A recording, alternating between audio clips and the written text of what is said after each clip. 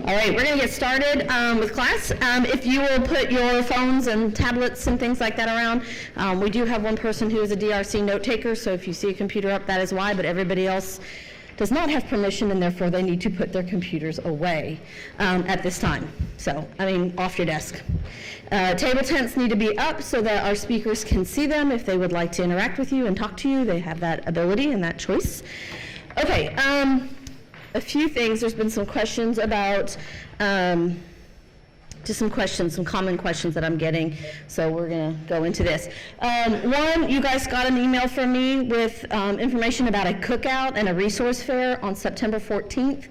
You are encouraged to attend, but because they need to know how much food to prepare, they are asking you to RSVP. I provided an email address to which you should RSVP to that cookout. You may not miss class to attend that, but it goes from 10:30. It goes like 10:30 to. Do you know what the time is on that? I think it goes from like 12 to 1:30. So you guys will have plenty of time to do it after this, or go grab some lunch, and then if you have a 1 o'clock, you'll have plenty of time to make it. So, but there will also be several different campus resources available to you if you have questions. I listed all of those on the announcement in Blackboard, so you can go back and review that. If there's anybody there like, oh hey, there's something somebody I want to talk to, that you can do that. A lot of questions about assignments in general. I really encourage you to pay attention to these tabs over here on this side of Blackboard because they are very informative. Assignments, if you look at assignments, there are all your assignments in detail. So please make sure you're not just looking at the Blackboard or the syllabus for information, everything in detail. The syllabus tells you what you're going to do. The assignments tabs tells you the details, so make sure you are doing that and looking there. That is also where you turn everything in. I've had a lot of questions about that, so make sure you're doing that as well. Folks, I'm pretty kind of hardcore about if you'll ask me a question, I'll say read the syllabus or look on Blackboard. The reason is down the road you're going to have faculty members who are going to be really cut and dry about it. This is kind of like a boot camp. I'm trying to train you to use this because this is what, if you're in a mega section of Finance 301 with 150 students, you're going to be doing everything on Blackboard, and so you need to become very adept at this. And if you are not technologically savvy, if you're uncomfortable with this, this is your time to get comfortable with it, because you will need this as your years progress at the University of Louisville. The other thing I am doing is, if you look at this course content and schedule, I am loading things on here. So for instance, under the week 1, there's the video, which I just sent an announcement about. So we've got the video here. It goes up each week. So as I get those videos, those will be posted for those of you who have excused absence, for instance, athletics, things like that. I will also show, oh man, hold on. I forgot to do something. I forgot to start the audio recording. Even with my big note here that says record. Hold on.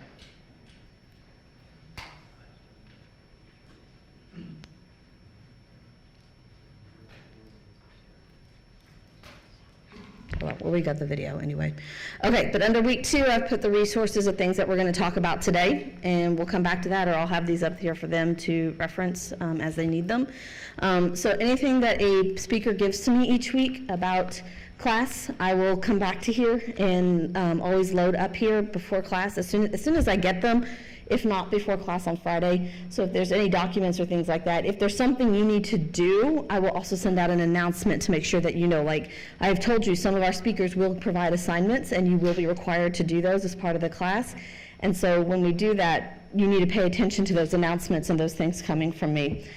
I have put up, under the announcements, there's 2 organizations having meetings last week that specifically asked me to send those out to you.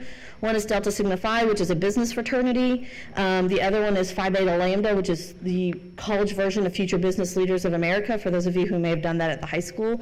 Both of them, I think, are having 2 meetings. You only need to attend one, but they're trying to provide different time frames, knowing that you may have some schedule conflicts and things like that. There's the information about the resource fair next week. Okay, so we're going to go ahead and get started. Okay, real quick, any questions?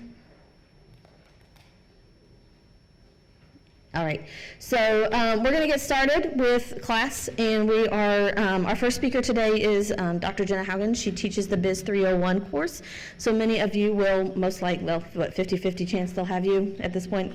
Last year was 100% chance.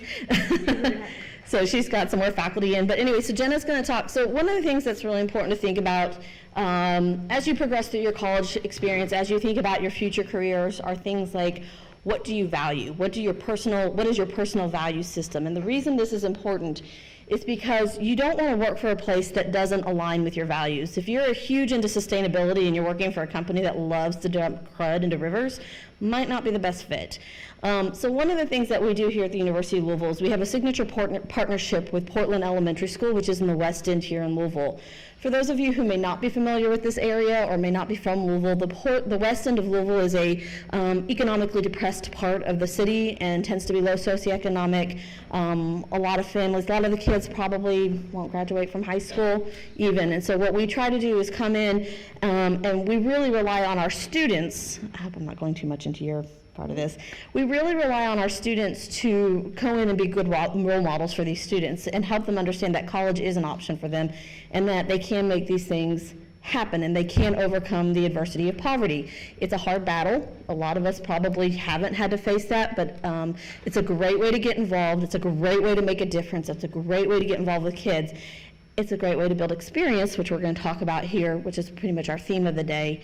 So I'm going to let you take over. Sounds good. Well, hello. This morning I have a test for you. It's a very challenging test. Are you ready for it? Okay. In just a moment, I'm going to ask you to get up, and I'm going to ask you to high five at least 3 other people. Okay? You've got 5 seconds to do this. High five 3 other people.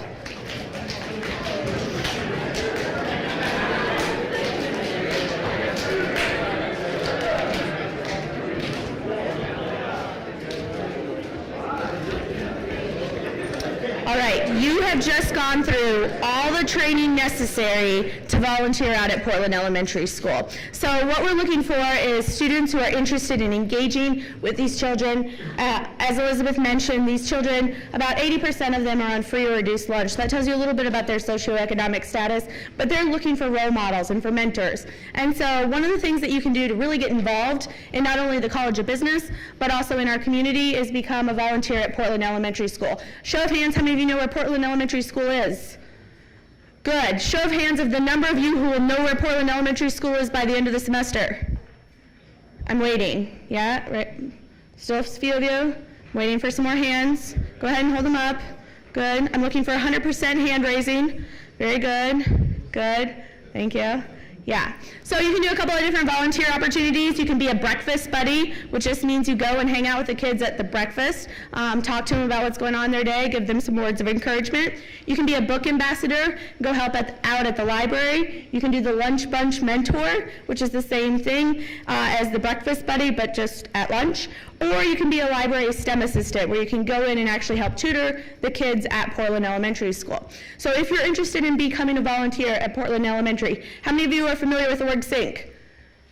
Great, there's a few of you. The campus has a website called OrgSync for any volunteer opportunities going on. You can go to the OrgSync account for Elevate Portland volunteer opportunities and sign up to volunteer. All the requirement is that you go and you hang out with the kiddos. Now, if you don't know where Portland Elementary is, but you're going to find out at the end of the semester, but you want to do something a little bit earlier, we also do a donation drive to provide sweatshirts for all the kiddos at Portland Elementary. So every kid has a sweatshirt from the College of Business. It also has their graduation date on the back so that they know what goal that they have set for themselves. Now, we ask all the faculty and staff in the College of Business to donate, and some folks, there's a lady who donates $1,500 every year. Do you have $1,500? No? Okay. Well, what you can do is donate just $1. We do this on Cards All In Day, which is our university-wide fundraising initiative, and that's going to be on October 23rd. So you'll see some emails from us, and just think how your dollar can help clothe and inspire one of the kids at Portland Elementary. We also do a winter wear drive to keep them warm, so socks and hats and scarves. So you'll see that around the campus. Now, all these are the things that we do with Portland Elementary, but we know how important engaging in our community is. Anyone know what CSR stands for? CSR. Taking some guesses. John over here, do we got a guess? Community service, close? Anyone else? Okay, it's all about corporate social responsibility. It's about companies doing good things, right? And we're finding that companies actually make money when they do good things. So we look at the Starbucks of the world that are paying for their employees to go to college. And we look at Brown-Forman, which is giving money for, you might be surprised, but for alcohol and addiction services, right? And so we look at companies that are doing good things, and we know that they make money. And as business professionals and soon-to-be business professionals, we know that we have to engage in corporate social responsibility in order to target our young folks, right? The people who invest because companies do good. So we're starting up a social enterprise consulting competition this year where you can compete amongst your fellow classmates and win, and then serve as a consultant for a company looking at adjusting their CSR efforts or their B Corp certification and much more. So be on the lookout for that. One last opportunity that I want to talk about is we currently don't have a student-led group that's focused on CSR, and so there's an international organization, it's called Net Impact, and I would love to see a chapter of Net Impact started. So if one of you is passionate about businesses that do good, and you want to be the chapter president of a Net Impact chapter, please come see me. All this information is on a worksheet on your Blackboard course, but I do want to open up the floor and answer any questions you might have about community outreach in the College of Business. Yes? Can you elaborate on what you were just talking about, The CSR? So corporate social responsibility, many companies now have CSR departments. They have VPs of CSR. And so it's all the things that companies do to engage in the community and to demonstrate that they're a good company, that they make good choices. So there's actually a certification that companies can get. It's called B Corps, or benefit corporations, that say these companies are doing good. They treat their employees fairly. They give back to their communities. They engage in sustainability efforts. And so we have a CSR class here in the College of Business. I teach it. And we also have a lot of support from the community for us to help you understand why we engage in CSR. Does that answer your question? Good. I think I saw another hand. Did I? Okay. We also have a volunteer course, so students can get credit for volunteering. I have students working with 10 different organizations, nonprofit partners in our community this semester, like Volunteers of America, like Spiritus, Bernheim Forest. I just met with Catholic Charities this morning, Home of the Innocents. If you're looking for a way to get connected with a nonprofit in this community, there are many people in this college that can help you, but I would like to be a resource for you if you want to volunteer, engage in your community, especially if you want to earn credit for that. Good. Other questions? Did I see a hand over here? Yes.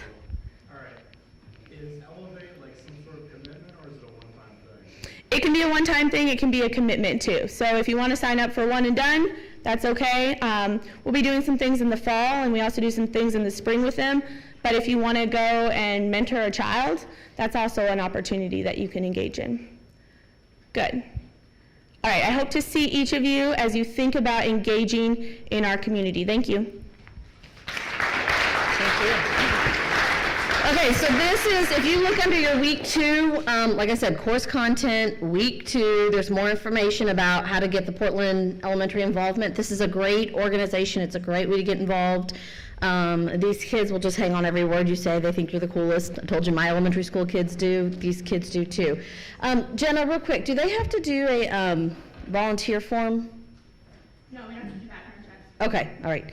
So I do have to volunteer at my kids' school, so you don't have to do that. We used to have to do background checks on all the kids who did involvement. So, okay, so why is this important? Why do we give you why have I talked to you about Phi Beta Lambda? Why am I telling you about Delta Sigma Phi? Why are we talking about Elevate Portland? So this is the thing, kind of a theme that we're going with today in terms of class. And the big thing with that is that basically right now, your resume, despite the fact that you have experiences, and pretend you can't see record through the back of this is your resume right now. You are a blank slate. You are a brand new college student. You have the world of opportunities ahead of you.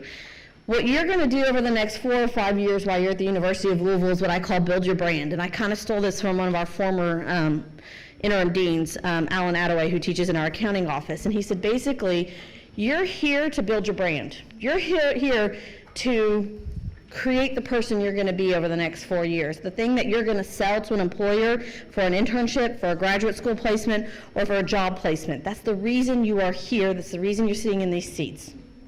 So what we want to talk about today is how do you make that happen? How do you get from this point where you're a first-year student in college, where you are just kind of exploring what you think you might want to major in while you're getting adjusted to everything that's being thrown at you in college life. What is it that you want to do over the next 4 years? So I've invited a couple members from our Ulmer Career Center and our MBA office to come talk to you so that you can start thinking very strategically about this. And it may be one of those things you're like, oh, you're crazy. Like, we just started college. Why are you talking to us about graduate school? But just out of curiosity, real quick, how many of you intend to go to law school? Go ahead, hands up. How many of you intend to go to law school? Okay? Quite a few. Okay, we've got one who's definitely, he's going to take over the world over there. Okay, so anybody going to go to medical school? We have a lot of students who are doing business and medicine, like economics and medicine, a lot. Okay, so we got one over here. Who thinks they'll probably get an MBA down the road? Okay, who thinks they'll get like a MAC, a Master's Accounting? Okay, business analytics? Okay. Probably more of you CIS folks will probably look at that business analytics down the road. What other? Where do people go graduate school-wise? Who thinks they'll get a PhD in like philosophy? Okay, got one. We got a liberal arts guy over here. No, okay. Here's why I say this. Realistically speaking, in the future, you will need a graduate degree because without it, you will hit a level that you will not get past. So what you really do need to think about is how you're going to build your brand, how you're going to make yourself attractive to future employers, internships, and graduate school. So I'm going to introduce Paige Earhart and Melanie Higgs from our Ulmer Center and MBA office to kind of talk next about the services they provide and the things that you need to think about as you are strategically planning the next 4 years. We also have Brian, I don't know your last name, Brian. Brian Hancock, who is last day here, just finishing up his MBA here at the University of Louisville, and is going to talk about his experience and why he chose this degree. Because, Brian, am I correct? You don't have a business undergraduate degree, right? Correct. Okay, so talking about how people make that trajectory. So, do you guys want, here, I'll pull up your, so here are your all's documents if you want to open those up, so.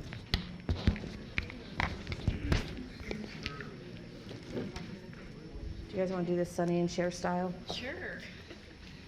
Or- Okay. Hey everybody, how you doing? Everybody doing okay? Okay, so I'm Melanie Higgs. I am the recruiting manager for the MBA office, so I work with all of our students who are going to come in and do a graduate program. So we're here today to talk to you about graduate school and resumes and all of the things that you're going to do once you graduate. And you're probably looking and saying, I just started, why does this matter?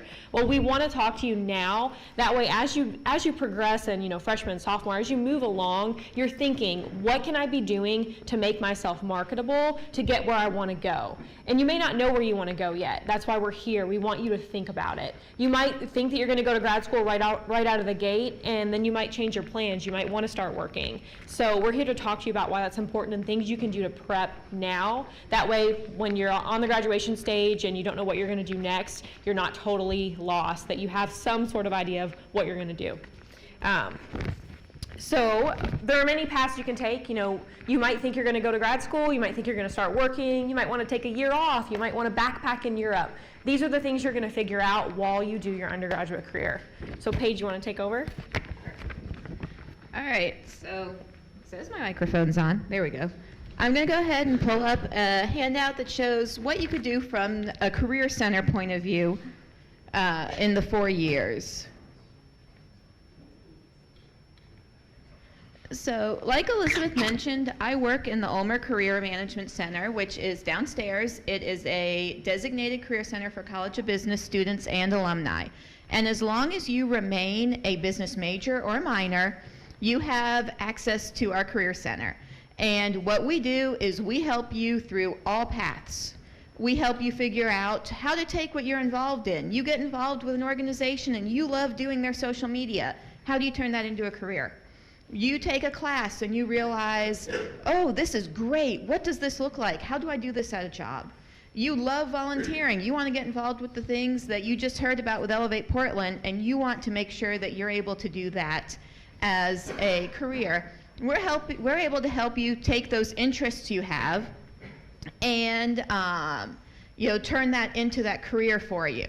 I work primarily with undergraduate students just because of the nature of my responsibilities. I teach your Business 201 career development course.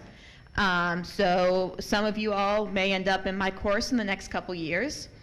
I manage the undergraduate co-op and internship program, so I help you all get academic credit for those internships if you want to. I manage the undergraduate mentoring program, so I help pair you up with a mentor in the business community so you can get more insight into what that career looks like that you think you're interested in. And I'm a career coach. So I am able to help you all figure out how to turn those interests into something that you want to do.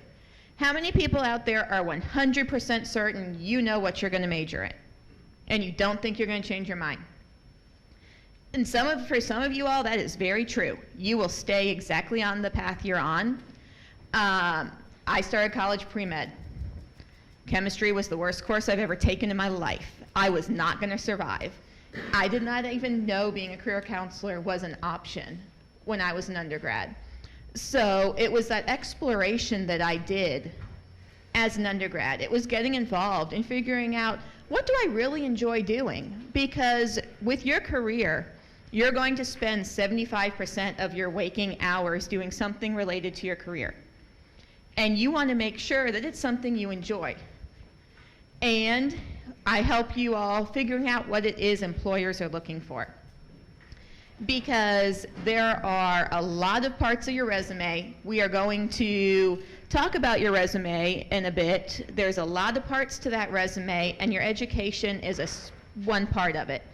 It's a part that's very important while you're a student, but employers want to know more than just that you have a good GPA. Employers will look at a candidate who has a little bit lower of a GPA, but is very involved in things, has the work experience, has the leadership, studied abroad. They will look at that candidate with the lower GPA instead of a candidate with a 4.0 who has nothing else.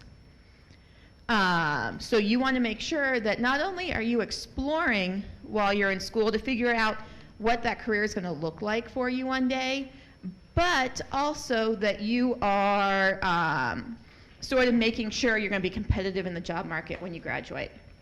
And you can see on the checklist that kind of what could you be doing right now to get involved? What could you be doing in the next couple years? And this is not set in stone. This does not mean, oh, this is my first year, I have to check all these boxes. You know what? If you don't do all that, you don't want to, that's okay.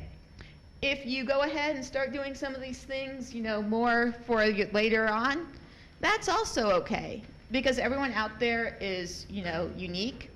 Everyone's career path out there is different. And you want to make sure you follow that path, whatever direction it takes you, to end up where you're really going to enjoy being. Okay, Brian. Thank you. Okay, good morning. My name is Brian Hancock. As has been mentioned, I'm about to graduate from graduate school here at U of L with an MBA, so I saw a lot of people are potentially interested in that after the next 4 years passes. I'm going to talk to you a little bit about how your life is not necessarily linear as it relates to education. So I think up until this point, a lot of you have had relatively predictable lives in general. So at the end of 5th grade, you knew you were going to go to 6th grade. At the end of 8th grade, you knew you were going to go to high school. At the end of high school, you knew you were probably going to come to U of L. That all kind of changes 4 years from now. When you graduate from college, it's the first time that the world really opens up and there's infinite possibilities for you. And you don't necessarily know what your life is going to be like after a year or in 2 or 3 years. And so for me, my life has definitely taken this non-linear kind of direction. And I'm here to just tell you today that that's okay, to prepare right now, but also when it comes, it's okay to adjust and adapt. And a graduate degree has kind of helped me adapt. So I graduated from that dreaded school in Lexington that's hopefully going to have a worse football season than us this year. And then after that, my life took a very weird turn. I wasn't really expecting, I didn't know what was going to happen. I focused on journalism a lot, and so I moved down 2.5 hours south to this little town called Franklin, Kentucky, which is right on the Tennessee-Kentucky line. And I worked as their newspaper editor there for about 3.5 years. And so prior to that, I had just lived in Louisville and Lexington, the state's two biggest cities, and then all of a sudden I find myself in this town with like a population of 8,000, as compared to Louisville where our population's 1 million. So it was a culture shock for sure. But I loved the job working down there, and I stayed there for 3.5 years, which is a pretty long amount of time. But ultimately, the newspaper industry wasn't exactly trending upward, and I couldn't really see myself making a life in Franklin. My family was from here, and I kind of wanted to return to Louisville. But really, at that time, after 3.5 years, my only experience, the only industry I knew something about was journalism, was the newspaper industry, and I kind of wanted to get out of that. And so I talked to a friend who had participated in the MBA program here at U of L, and she had also formerly been in journalism, and she told me good things about it, and so I started looking into it, and ultimately, obviously, I enrolled, or was accepted and enrolled. And basically for me, what the MBA did was two things. Number one, it gave me exposure and access to a lot of professionals in this city that I would normally not have gotten access to. And so I was able to build a network really well, especially from someone that hadn't lived here in several years. And then two, I felt like it broadened my skill scope, right? So like I said, I was good at journalism and I was good at writing, but that's pretty much all I had going for me. But now, after just 13 months, that's how long the full-time MBA here is at U of L, I've broadened that skill range quite a bit. And I feel like I'm much more well-rounded, and therefore I'm a lot more marketable as well to potential employers. And I can use that experience, I can still use that journalism experience on my resume to kind of boost my credentials and get me into a higher role, but I can also take on different kinds of roles now as well. So I hope you do prepare now and work on your resume and think about what you want to do exactly after college. And if you enroll in a graduate degree right off the bat, then that's great too. And if you don't, then it's always going to be there for you. And if you need to come back to it and kind of retool and reorganize, then I think that's a great option that you should consider down the road as well. So that's just a little about me, my story, and I'm going to pass it back off to Melanie to continue this on. Yeah, please. Okay, so now I'm going to talk to you a little bit from the graduate admissions perspective. So my story is similar to Brian's. I was a bachelor's in psychology major, so that's very wide. You know, I didn't really know what I was going to do with it. I always assumed I would go to grad school right out of the gate. I would do a mental health master's degree, and then I'd start a career in the psych field. Well, I was not super involved in college. I didn't do a lot of volunteer work. I didn't have a resume that was great to apply to grad school with. So here I am, you know, chugging along, got my great diploma, you know, graduated, applied to grad school, thought I'd get in. I got the rejection letter, and I didn't know what to do. So here I am, I don't have a lot of work experience, I don't have a lot of volunteer items on my resume. I thought I'd be in grad school, and I'm not. So I had to immediately pivot and say, what am I gonna do now? So I started applying for jobs. I ended up getting a job right out of college. I was an entry-level enrollment counselor, which is basically a position that I helped students get into college. So, you know, not far from where I had been, and it was something I was interested in because it still had that aspect of communicating and working with people. So fast forward about 2 years later, I'm promoted to a manager position, and I suddenly find myself not knowing how to be a leader. How do I manage people? How do I start this new journey? How do I keep progressing in my career? So that's the point when I decided to go to graduate school and get an MBA. So from the graduate school perspective, we're going to be looking for several things. So I've got the checklist pulled up here. We are going to need your application. So just, you know, standard online application. Tell us about yourself. That's the very minimum. Beyond that, we're going to need 2 letters of recommendation. So start thinking about that now. You know, who's going to be able to speak on your behalf? You're likely going to need to have experiences outside of the classroom with a mentor, maybe a professor even that works with you and knows you. That way, you know, when they're writing your recommendation letter, it has substance and it really speaks to who you are. Beyond that is the personal statement. So tell us about yourself. You know, what makes you unique? When the admissions committee is looking at all of our students, what's going to set you apart? What's going to make us say, wow, we want to interview that candidate? And then comes the resume. So Paige is going to talk to you about the resume. You know, she's an expert in the resume versus for the career versus for grad school. So Paige, why don't you give them a little insight? I'm not going to start using the microphone until I'm away from the speaker there. So you'll see that it actually says professional resume. There is a difference with professional resumes and resumes that you might have right now. The information you turned in for scholarships and for maybe some student worker positions and for some student opportunities for you that you guys have right now may or may not be what you're going to need when you go apply for graduate school or when you go to get a career. Like I said earlier, you guys are going to have education on your resume. That is, you guys are students. When you're applying for stuff, you are a student. It is probably a position where they're looking for a student or knowing someone's going to graduate soon. But then you're also going to have categories like your experience, your internships, studying abroad, languages you can speak, leadership, involvement, volunteer work, whether it's on campus or in the community. So all of these categories are options for you to have on your resume. It does not mean that they expect to see every one of those categories on there and you need to go get involved in something just because you don't have that category. But the categories you do have on your resume have a lot of good content in them. You want to make sure that you focus in on some areas instead of listing, 10 clubs that you're a member of, but you have no clue what the club does because you're too busy to go to it. How many people out there were involved in 6 or 7 clubs in high school? And maybe student government and athletics? That's hard to do. It's hard to do now. It was probably hard to do then. So you can, do that now if that's what works for you.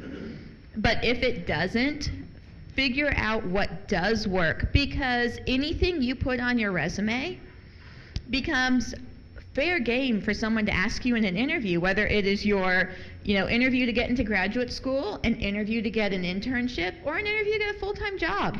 If it's on your resume, that gives people an opportunity to ask you about it. And if you have listed on there, member of the finance club, but you went to their first meeting and you did not go back to it again, you really don't have much to talk about. You really don't have much to talk about why you enjoy finance so much, why finance club was the right fit for you. And you want to be able to market yourself during your interview to get into graduate school, during your interview to get an internship. And there will be reasons why you can't get involved, do an internship, be a leader in an organization. Life happens, and school is going to take some of your time. We expect it to take some of your time. We hope you focus on school too. And so you need to make sure that the things you are involved in are quality. You have to put some quality into that so your resume is great. Also, how many of you all have applied for a job before? How many people went in somewhere, they handed you an application, and you started filling in those little categories and you handed them back that piece of paper? Yeah. It's very standard for a lot of jobs. Not as standard for jobs related to your career. Submitting your resume is that first application piece. So the Ulmer Career Center is here to help you with that resume, to make sure it is a quality resume and there's no typos on it, the information is accurate, and the layout looks good, so that when you do go to apply for an internship, a job, or to graduate school, that you're going to get a second look.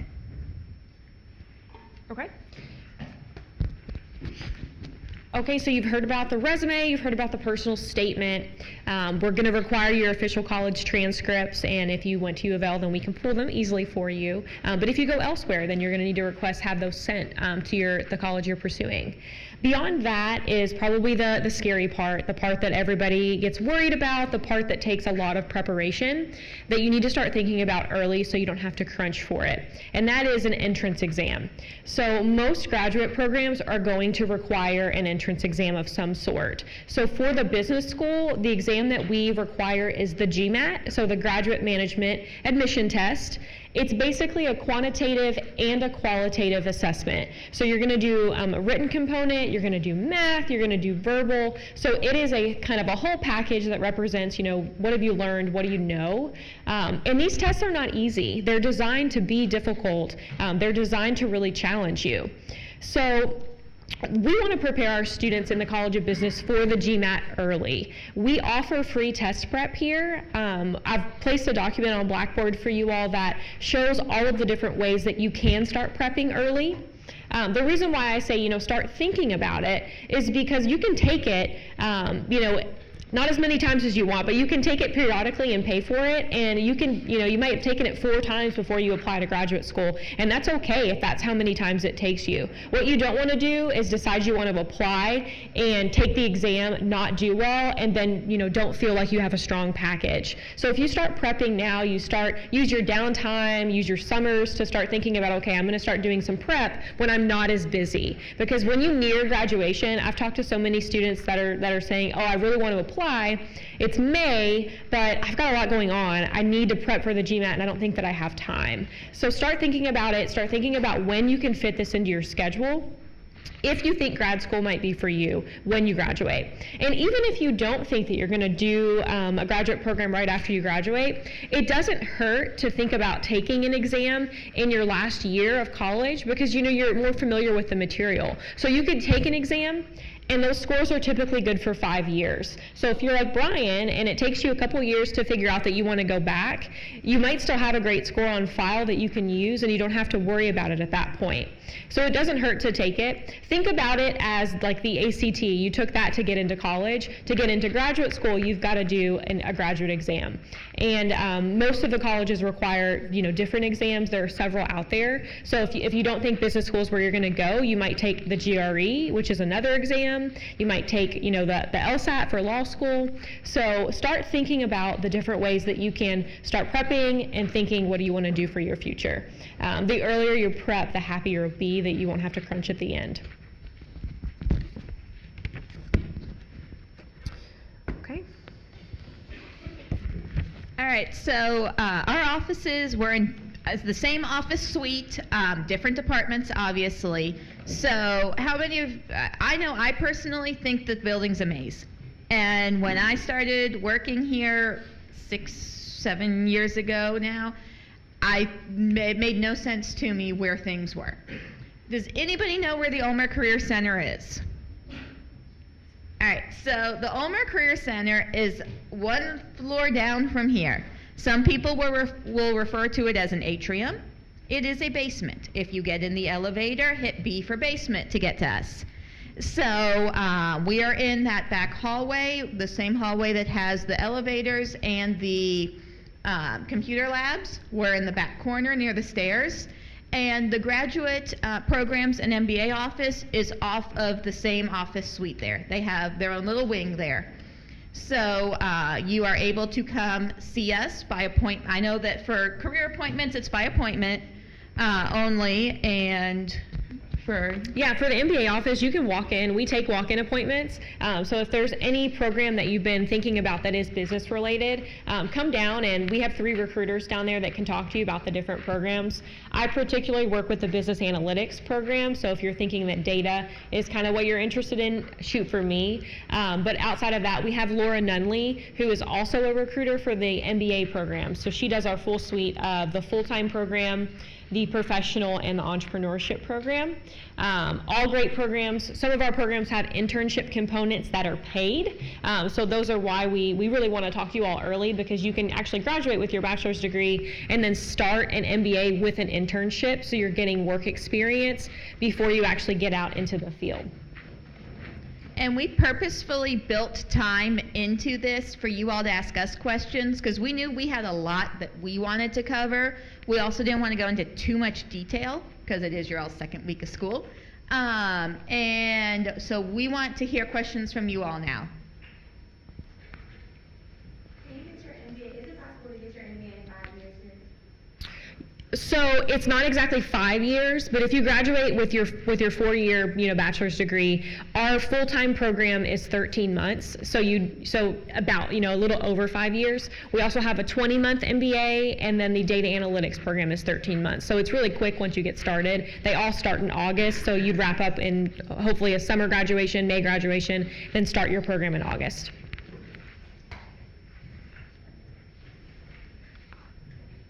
Is it possible to maybe like do summer school and like start early? Start the MBA early?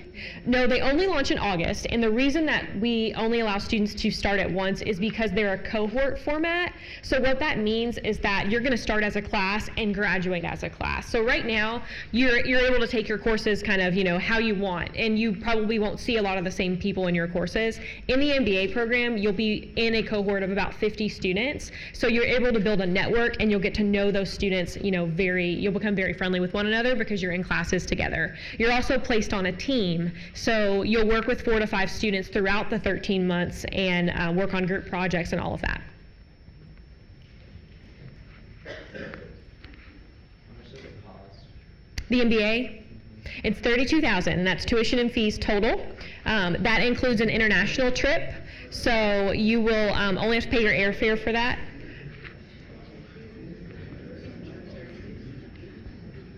All right, so if you guys do get a job and then start looking at the MBA program, because you all started talking very quickly when you heard the cost of that.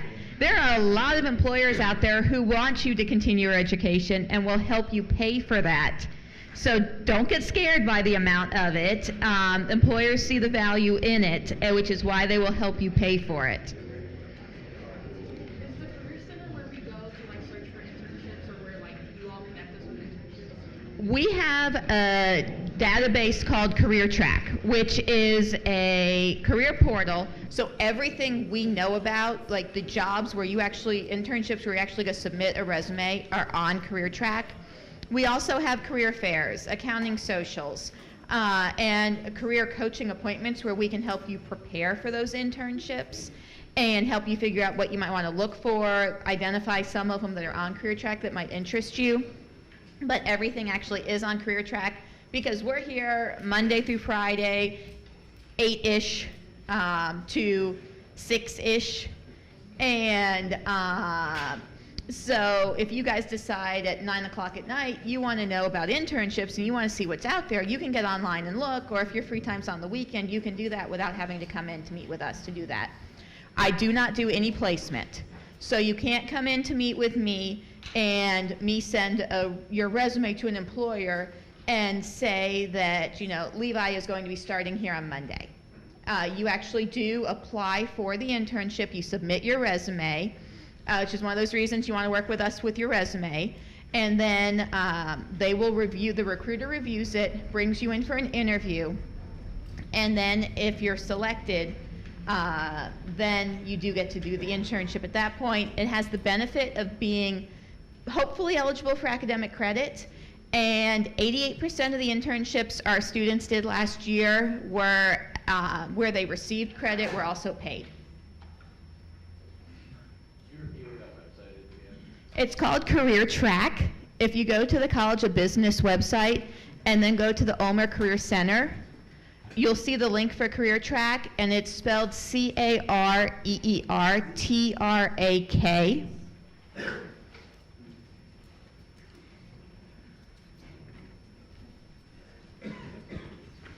I want more questions. Oh, thank you.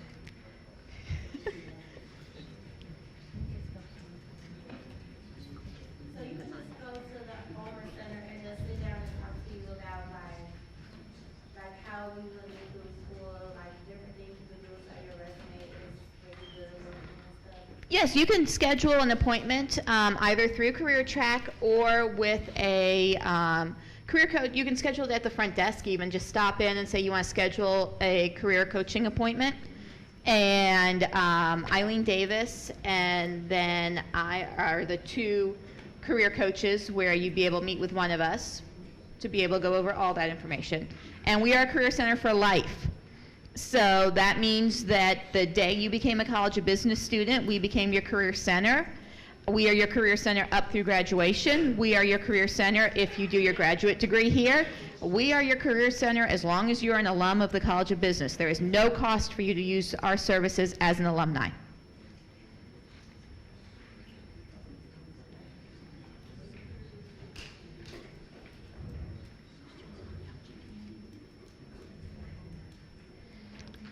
So with our accounting social being next week, I think the accounting majors have probably seen some information about that. And I'm using accounting as the example because accounting, CPA firms, accounting, very particular on your GPA. Most of our CPA firms are going to want you to have a 3.2 or higher to get an internship or a full-time opportunity. A lot of your companies are going to hover right around that 2.8, 3.0, sometimes a 2.5. But those GPA requirements that employers have, networking can help you get around it a little bit if you're a really good candidate. But they do have GPA expectations that may or may not align with the expectations to remain a College of Business student. So you could have a GPA that will allow you to graduate from the College of Business, but not be the GPA that the employers are looking for to be able to get you that job that you want. Which means that even though we're up here talking about involvement, getting involved, figuring things out, do internships, your GPA matters as well. Yeah, I'd say as well for graduate programs, you know, if you think about looking at candidates and seeing the different GPAs, it's competitive. It's competitive for scholarships and it's competitive for internships. So you want to make sure that your package is strong and that you've put your effort into your studies and into your grades. That way it shows that, you know, you're ready to do graduate work, that you've been successful in your undergrad, and grad work's going to be, you know, the same way, that you're going to put the effort in and, you know, do what's needed to get it done. There's a lot of you all out there, and we've gotten like 6 questions. Come on, guys. Are there scholarships available online on the Bluegill site for like strictly business students or honor students? Well, that's not really related to the MBA and stuff that we're talking about. There are things that you'll become eligible for once you have a U of L GPA, and those things will be emailed to you at a later point, but that's not really pertaining to what we're discussing at the moment.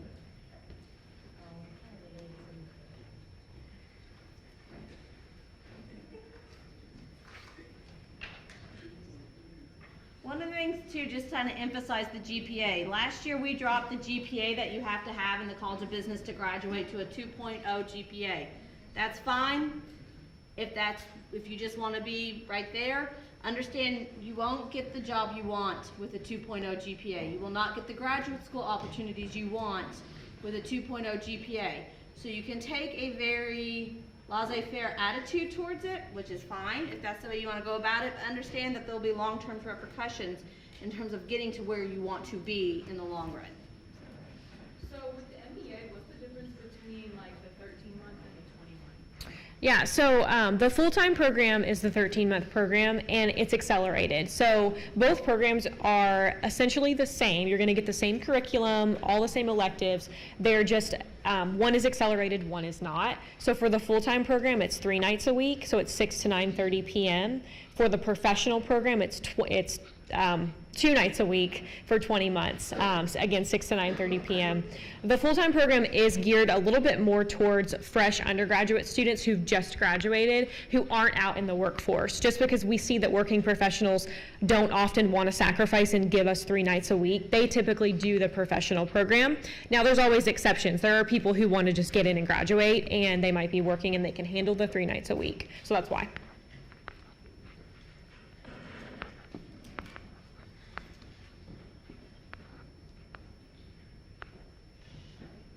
Questions?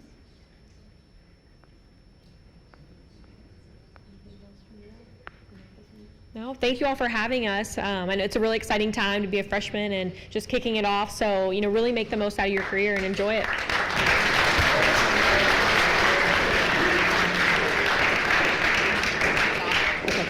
All right, just kind of wrapping up a few things. Looking through my.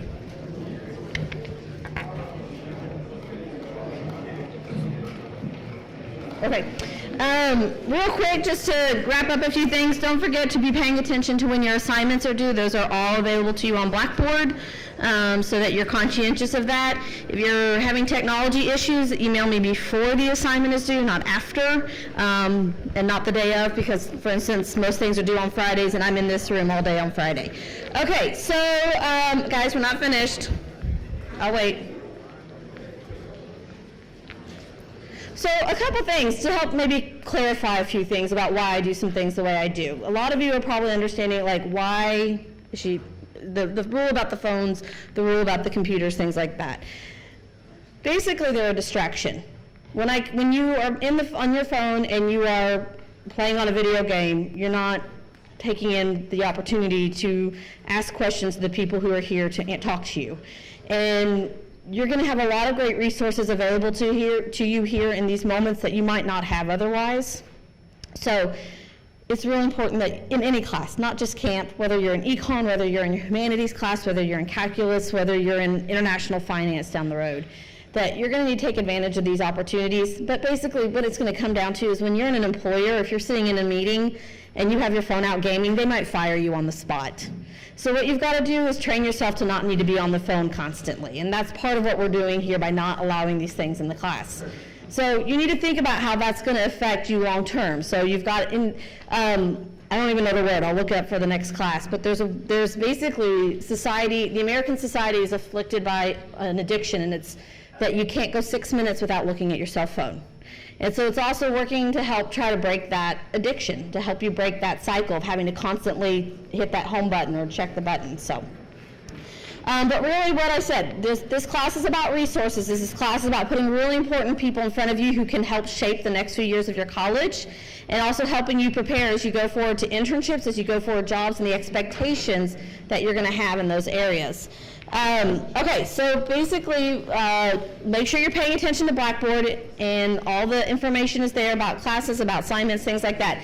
Folks, if you have personal questions about assignments, finances, things like that, please address that to us after class. Those are the times, like if I'm in class, I'm walking around, I'm still part of the class. I'm not in a moment where I can stop and answer questions about the syllabus. See me before or see me after, please. Okay, so your question of the day, make sure you put it on the line. It's based on the things that you heard Paige and Melanie talk about today. What's one thing that you're going to do over the next 4 years to help build your candidacy for future internships, jobs, or resumes?